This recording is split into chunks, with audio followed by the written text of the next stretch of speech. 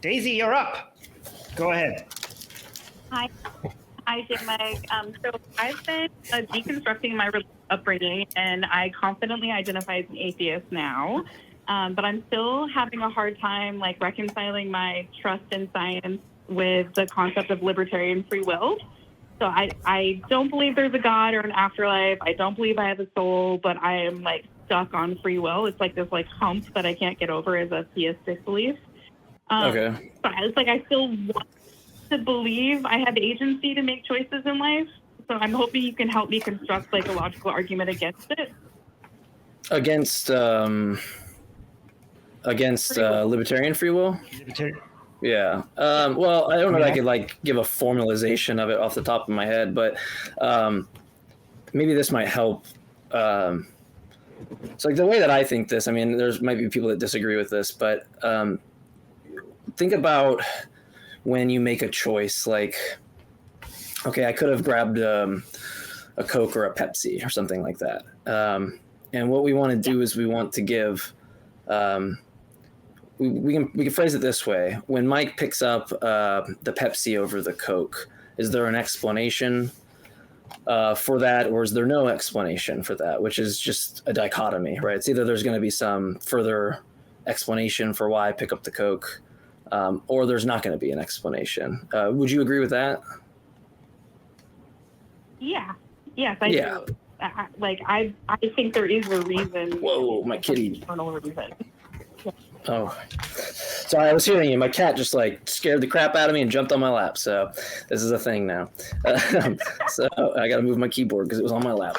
Yeah, so it seems like if you give an explanation for why, I chose A rather than B. So let's say that, like, we point to some antecedent facts, some prior facts, like I was, growing up in the South and we typically drink Coke over Pepsi or something, right? Whatever fact it might be.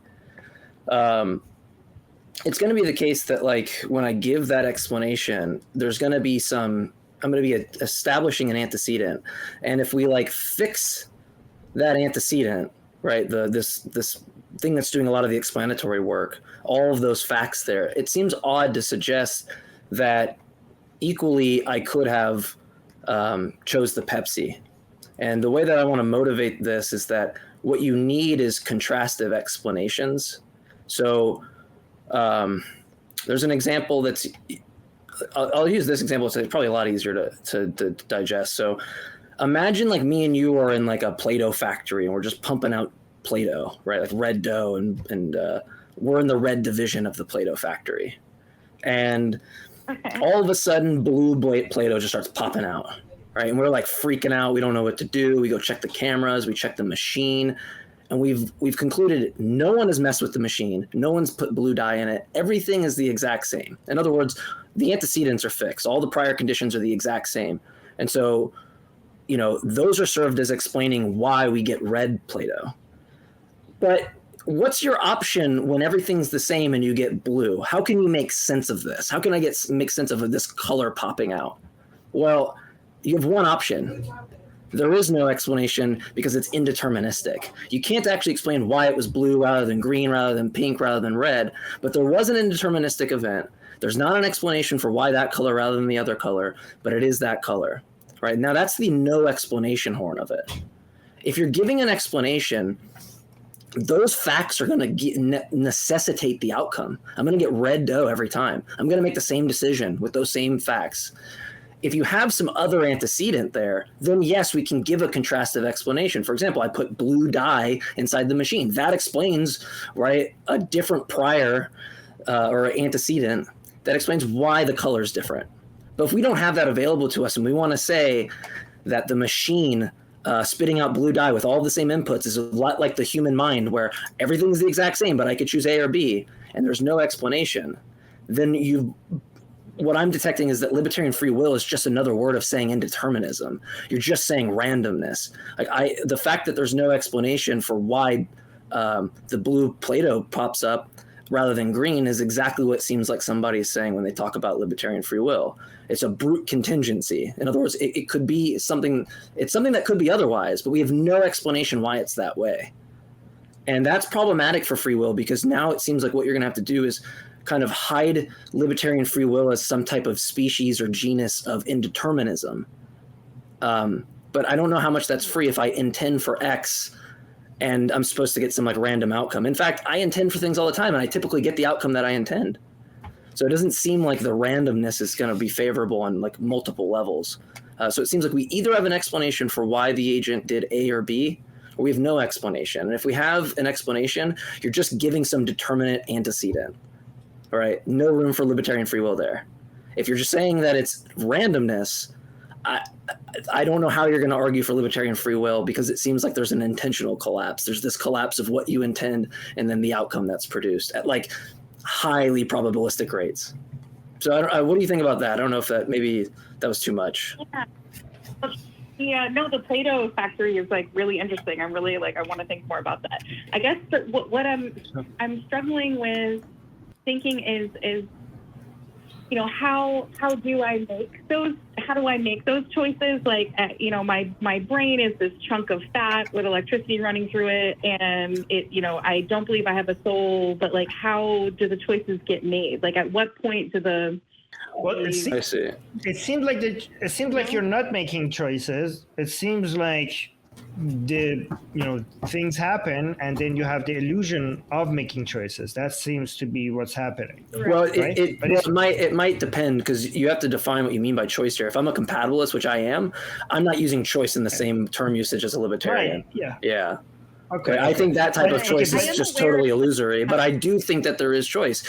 Look, if plankton came to my head and got me to go steal the Krabby Patty formula, I'm acting out of accord with what I desire, what I want. I want to protect the formula. I don't care if all these other things determine that I care about the Krabby Patty formula. I don't care about that at all. You know what I mean? It's just what I care about is whether or not my desires are being thwarted. Let me make the I think we're saying the same thing. It's just what you mean by choice and what you mean by free will. That's what Exactly. Okay. But Daisy, it seems like, correct me if I'm wrong, it seems like you're logically, all of this is making sense to you. It just seems you have an emotional resistance to accepting it, unless I misunderstood you, and you just want help to how to emotionally Daisy, is that correct? Emotionally accept all of this, right? There's definitely like an emotional thing going on here where, definitely. Right. So here's let me know if this helps you emotionally or not, okay? Because I gave this example on my Persian channel to a lot of people who are convinced that, you know, a libertarian free will is not a thing, and they could not deal with that emotionally. And I told a lot of people this, and they were willing to accept it afterwards, right? I said, imagine if you are in a ship and you're just turning the wheel, and every time you turn the wheel, the ship turns exactly where you're turning it, and you're basically visiting different islands that you want to visit, and you're going into the directions that you want, and all this time you thought that the ship is going into the direction that you want, right? So you want something, and the ship aligns itself to your desires. I like where you're going. All of a sudden, yes. But now one day you realize that this was all an illusion. The ship is going to the directions that it's going, and it's giving you have this illusion that you're turning the wheel, right? So it's making you turn the wheel after the destinations are chosen. It's making you turn the wheel into the direction that it's already was going to go. But it's making you want to go to those directions. It makes you want to go to those destinations. But here's a good thing. Here's the beautiful thing about this. This is not a loss to you, because what you should care about is that the ship is going to the direction that you want. Which comes first is not that relevant, because whether you want something and the ship is going towards your want, or the ship goes towards something and then you end up wanting it, at the end of the day, what you want is in line with the direction of the ship. And what could you want? What is there else to desire? What you should care about is whether the ship is in line with your desires, whether the direction comes first and then your desires come second, or your desires come first and the direction comes second, that alignment is what you should be concerned about. And that alignment is always going to be there. Does that make sense? Wow, that's really cool. Yeah, I appreciate that one. Thank you.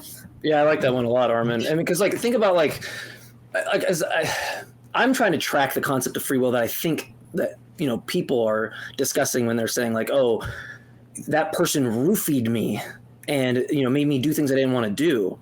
Right? Like, are we saying that like it was determined and so it wasn't really this notion of what you want to do? That's bullshit. Like absolute fucking bullshit.